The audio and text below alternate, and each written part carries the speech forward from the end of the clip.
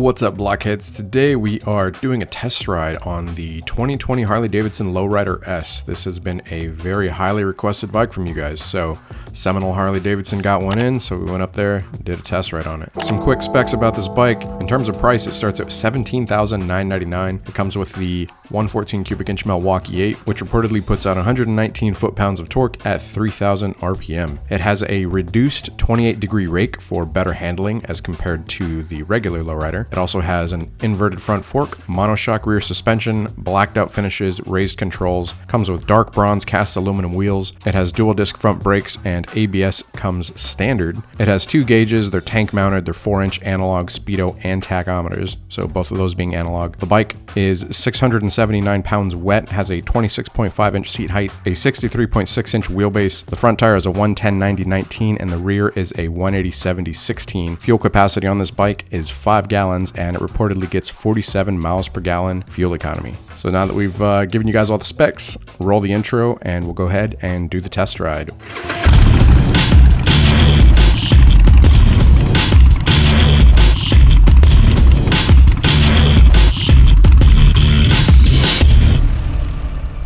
Alright guys, we are out here test riding the new 2020 Harley-Davidson Low Rider S. We got it all gassed up.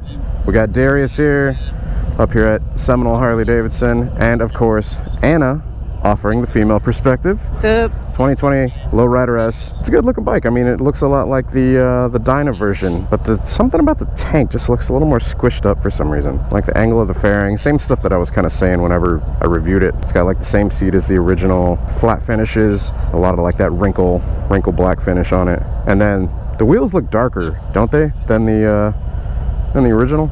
I think so. I think they actually call them bronze now instead of what do they call them last time? Like Magnum Gold. Like they were nice not, though. They were not gold. But yeah, all blacked out as a Low Rider S should be. So you got black caps, you got the gauges, tank mounted. You don't have drag bars. The last one had drag bars. So basically I had the riser and then drags, which I liked a lot. Yeah, you do have risers, kind of same style as last time around. Good to go. Oh, the seat. I love the seat. Yeah, so Anna's on the Low Rider just so you guys can kind of see that, like, that bike in comparison. Man, I will say first thing about the ergonomics on this, whenever getting on it, is, so, I don't know if these are like mids or slightly forward mids, but like, I feel like my legs are really high up. Oh man, and that shifter lever needs to be pushed down. I gotta really pull up on it, but that's easily repositionable. So yeah, traditional Harley controls. On the left side, you've got your selection switch, you've got your horn, beep. You've got your high beam, low beam, pass light, left indicator. Over here, your kill switch, on off, hazards, starter, or right indicator. And then indicates in the gauge here. Yeah, with the mids, it does make it feel like you can kind of lean over a little more. That's nice. But it does feel a little cramped up. I'm 5'10" tall, and you know, that's where my knees are setting pretty much, even with the tank. So like I said, I did previously own the 2017 Dyna Low Rider S, so this is basically the Softail version. I can say it does feel a little similar, however the ergonomics do feel slightly different. The bars do come up a little higher. I can say though, if this fairing is anything like the one on the 2017, that it does help with some wind deflection, so if you guys are looking to take it longer distance, it does serve the purpose. Everybody expects me to buy this bike, man. Like, have you seen the comments? Yeah. Dude, like everybody's like, oh, Blockhead's buying a Low Rider S. Once you go Dyna, you can't go back, you know? It's not the same, but I like the Dyna. The only thing I didn't like about the twin cam was how absolutely hot it got. And so the Milwaukee 8s are a lot better about that. They don't get near as warm. It's a sweet looking bike. It's got that nice LED headlight. Man, the seat, it's I mean, obviously not as soft and plush as the normal Low Rider seat, but it does like feel like it locks you in. I mean, it's pretty much modeled after the original Dyna style seat as well. You can take it on Binion. Yeah, exactly. So one of the things that I think Harley should have done with this bike, especially since they were modeling it after the Dyna Low Rider S, the Dyna Low Rider S was special because it had a 110 cubic inch engine in it, whereas the other lines at the time had 103s and 107s. So if they were following in that fashion, this bike should have been a 117 instead of a 114. Honestly, I think if they made this one a 117, that people would be, I mean, people are already hype about it, but it would be just like that little bit extra. I don't know if there's maybe like some kind of EPA regulations where they're not able to do that, but I think that would have been like just icing on the cake. You're basically offering soft tail line with a 117. I think they should have done that with this, and that would have just been like, it would have probably sold me more on the bike, to be honest. Yeah, ergonomics, I mean, that's coming to a stop. It's where my feet sit. It does feel pretty, I don't know, cramped up for me. We'll see how Anna feels. Well, I can already tell you, I'm not gonna like the seat. Yeah, especially over the lowrider seat. That's like my favorite thing about this bike. Need to get one for your sports to retrofit it. Yeah, right. Oh man, it's a shame we can't take the bike to Mexico. How's that ghetto? Oh, it's great. 114 cubic inch Milwaukee 8 does not disappoint. For all you viewers, I'm coming from riding a 2019 Harley-Davidson FXDR 114 cubic inch Milwaukee 8 as well. So I'm used to the power. In terms of weight, I think they might be pretty similarly matched, just because I know with the FXDR they use a lot of like weight saving stuff. Now, on your old Low Rider S, you used to say, you know, be careful, it's torquey AF. Oh yeah, like. So, how would you say this one is in comparison? So the thing about the twin cams versus the Milwaukee 8 is they felt like they had, like my Low Rider S, my Dyna one, it felt like it had more torque. But in terms of like, if you put like this Low Rider S up against like the Dyna, I mean this one, a little bit bigger displacement, like in just the performance of the twin cam versus the Milwaukee 8, like the Milwaukee 8 is gonna win. Yeah. Just because of how it's tuned. I think Harley-Davidson released a thing talking about, you know, how many bike lengths ahead it would be as compared to like some other bikes whenever they first started releasing. Doesn't feel quite as torquey, I don't think. Like with that bike you can get in a lot of trouble like real quick if you twist the throttle like in the turn, because it would, I mean, it would get away from you real fast. Yeah. In terms of torque, I mean, I think this one's a little more tame in that lower band, but it still does have plenty of power. And it's actually, I mean, I was just cruising like this, like it's pretty comfortable.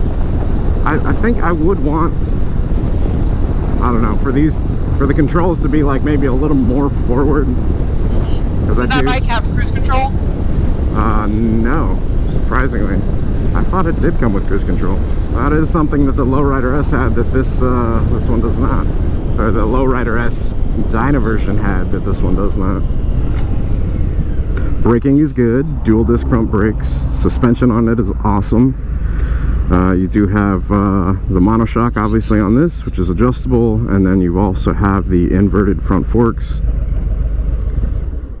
Club style bike right from Harley-Davidson. You know, stock it already comes pretty cool looking, because usually, you know, you buy like, for example, the Low Rider, and personally, you know, as a young person, this look doesn't totally appeal to me. Right. Whereas like this one, you know, it's already all blacked out. Yeah. The bars, I mean, it's bars on risers instead of like your traditional swept back. Exactly. Lots of chrome, no chrome, except on like the tappet covers, and then in terms of, I mean, it's still got the same tail setup, but you know, this one's got the red, this one's got the clear, and these are LED too, aren't they? Yeah. These are just so bulky though, you know. Like, oh yeah, I know. Just so big and bulky. Yeah, like, I'm not a fan of it. I was saying that they should have basically taken like the tail from like a street bob, you know, and done it similar. So cool. The tag's like on the left.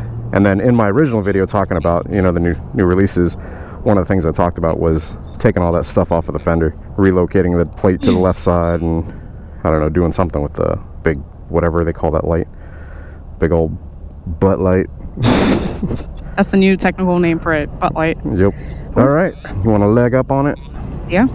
You're how tall? 5'6"? 5'6". 5'6", cool. All right, so how you feel So far, pretty good seating position. My feet are flat on the ground. I mean, I'm wearing like a little bit of a heel today, but not that huge. Yeah. Nothing bigger than your typical like boots. Seat's not as comfortable, you know. But yeah, let's go for it. Cool. All right. Good to go. Oh my god, it's so comfortable. Yeah, so this one, normal lowrider, definitely feels lower to the ground whenever you're just standing. Something that makes a difference right away is like the different bars. Yeah. I feel a lot more stretched out, you know, on this one. Whereas on that one, you know, you're kind of like you're sitting comfortably, you know, like your arms are kind of down, you know, your arms are just kind of like just hanging there. Yeah, just like here. Like I feel like this is more like of an active riding position as opposed to like more passive. Right. You know what I mean? Yeah.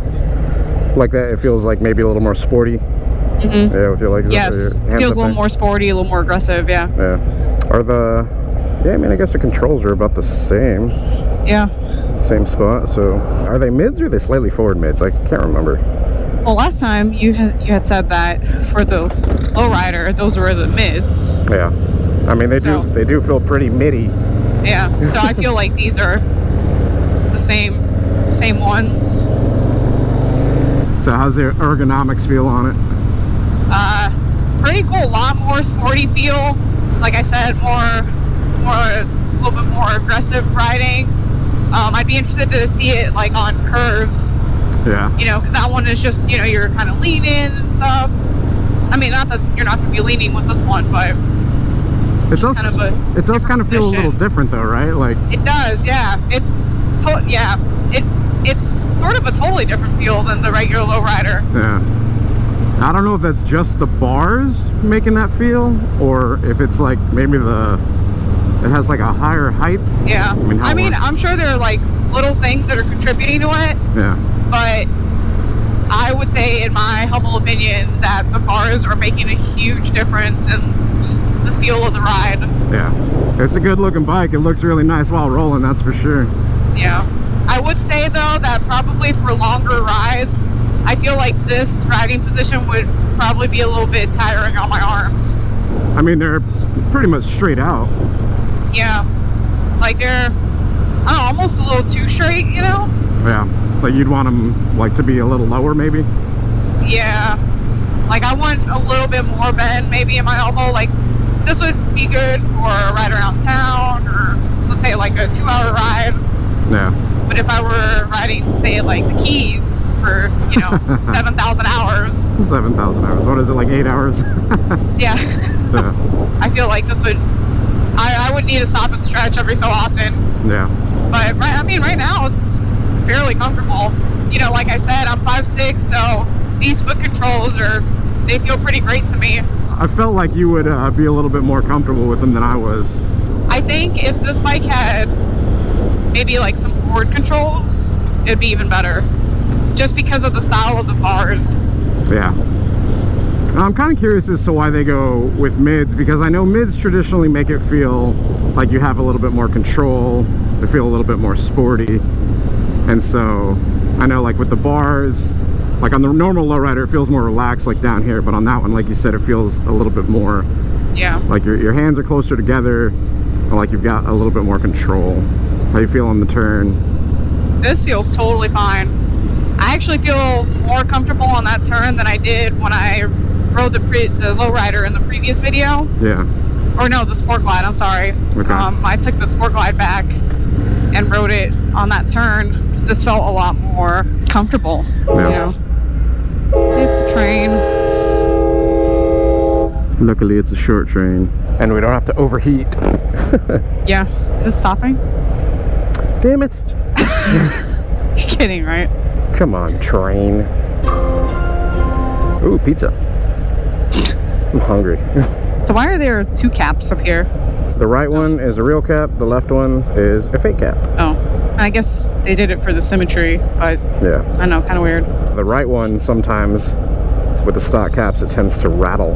Man, I like this bike. Yeah. It's cool looking, you know? It is. And sort of, it makes me think of what that lady said yesterday at Harley. You know, she was talking about how most of the time, not always, but usually men will think of the specs first and like the technical aspect of it, but the woman will think like, does it look good? Yeah. Thinks of the aesthetic. Yeah, so personally, I'll look at this bike and be like, dang, this bike looks cool. Let's check it out, Yeah. Like, do I look good riding it? Probably, because the bike looks cool. Yeah, it fits you. And that's another thing. It doesn't feel too big of a bike for me, It feels like a good size. Yo, dude, what are you doing? Wow, you were not kidding about that shifter, because I totally just got stuck on neutral. Fucking... Oh, right. Man, I can't wait to see the video where that guy just like came into my lane. Freaking jerk. Yeah, that the shifter's pretty high up on it. Yeah. It does need to be pulled down a bit. The LED on the back looks really nice. Yeah. I would still want to change it. Yeah. It's just so like big. Like in your... So if I were to buy that bike, yeah, definitely would be redoing the back fender area. That'd probably be my first focus, obviously, in addition to stage one, new exhaust, a new actually the intake on it isn't that bad. It's really nice and like against the bike, so your legs aren't really touching it. Yeah, that's definitely something my leg was touching on the low rider, but I've noticed sometimes soft tails or just bigger bikes in general, they'll have a bigger intake that kind of sticks out, and depending on how big you are, I mean it's like uncomfortable against your leg. Oh my gosh. That was not a good turn. It was like an upward. Yeah. And there was a bunch of like gravel on the side, so I was like, oh my god, please don't slip. But yeah, I think it definitely has a lot of potential. I mean, obviously it comes from the factory and a lot of people are going to love it as is right off the bat, especially with like as it's blacked out. I mean, that's the whole goal, is to give it that like Low Rider S style that they established with the dyno. Yeah, like if I were to get this bike, I wouldn't be in a hurry to change the bars, which is usually one of the first things you do is change the bars, make it more comfortable. These are pretty comfortable as is, man. Yeah, you could probably like if you were looking to lower them a little bit, you could probably get some shorter risers, and that would drop them easy swap. I also think it could just be a matter of not being used to it, because my current bars right now aren't very tall. Yeah. So to me it was sort of a little bit of a shock coming from the Sportster to these that are already a little bit higher up and a little bit more aggressive riding stance. Yeah, it is a good looking bike, but like you said, I mean, lots of potential. Yeah, I'm sure like a lot of people will club style it out. Yeah, it's already kind of there, and a lot of people like the Harley-Davidson like logo on it, or the text on the tank. It's a little more like vintage. No, yeah, the styling is well done. Black plug wires and dark bronze, black and bronze. I think I would still have to brighten it up a bit and go black and gold. Yeah. Which means I'd have to get the tank painted, since on the dyno version it was just an emblem or a badge and you could take it off. But this one, it's actually like under the clear coat. So overall thoughts, closing thoughts on it? Closing thoughts, pretty sweet bike. Any female riders out there looking to get a brand spanking new bike and you want that little bit of extra power, I would say go for it, because like I said, 5'6", super comfortable to me. Sweet bike, looks cool. Yeah, you're comfortable on it, you feel you can handle it well? Yeah, and that was the thing, on that curve when I did it on the Sport Glide, because the handles are a little bit lower and I had to lean a little bit more, and it was just I don't know, I got like confident. A little moment of fear, Yeah. Aside from the fact, like I said in that video, brand new 2020 bikes. Yeah, riding a brand new Harley. This one, I felt like I was a lot more in control during that curve. Put that seat on here, done deal. Yeah, you could actually probably just swap it right over. Yeah, what do you think? I liked it. I mean, obviously I like the look. Blacked out, bronze. Definitely a few things I would change about it though, like we had said. Fender probably being the most notable one. Clean that up. Good power with the 114. Great stopping power with the dual disc fronts. You can throw a cam in it for cheap, make it a beast. Front fairing on there offers some wind protection if you're doing trips. Like, it was funny that you actually mentioned the keys, because whenever I had my dyno Low Rider S, took it down to the keys. The fairing on that one offered some protection, but there was a lot of me laying down on the bike to get away from the wind. If you're looking for a little bit more, you could probably do like a Memphis Shades or something on the front of it. The bar height, not bad. Comfortable for me in terms of aesthetic. I'd probably do something a little different with the bars, but it's just one of those things where you're customizing a Harley to make it yours. But yeah, lots of potential in the bike. The only gripe that I really have about it, in terms of comparing it to the Dyna version, is they should have done the 117. And then it does feel a little cramped for me with the mids. But for some reason that one didn't. I think the reason is the seat on that one feels further back. Yeah, seat's back a little bit more. The seat on this one feels like it pushes you a little bit more forward. And so there was a difference of, it wasn't a huge difference, but it was enough to notice. So yeah, that's it. Cool bike, great style. Interested to see what people do to them. All right, well, that's the test ride video. I hope you guys enjoyed it. I hope you guys enjoyed the female perspective from Captain Anna. We'll be sure to drop her link down in the description below, as well as on the screen right here if you guys want to go stalk her. Don't do that. Yeah, don't be a creep. You guys be sure to hit up Seminole Harley-Davidson, just north of Orlando and Sanford. I'll be sure to drop their information down in the description as well. And then if you guys have any questions, you can hit up Darius here, and he'll be sure to help you out as well. Yeah, that's a test ride. Hope you guys enjoyed it. If you did, hit the like button. If you're not subscribed, hit subscribe. Hit the bell icon so it sends you notifications of future uploads and activity. Until next time, ride safe, stay vigilant. Catch you guys in the next one. Peace.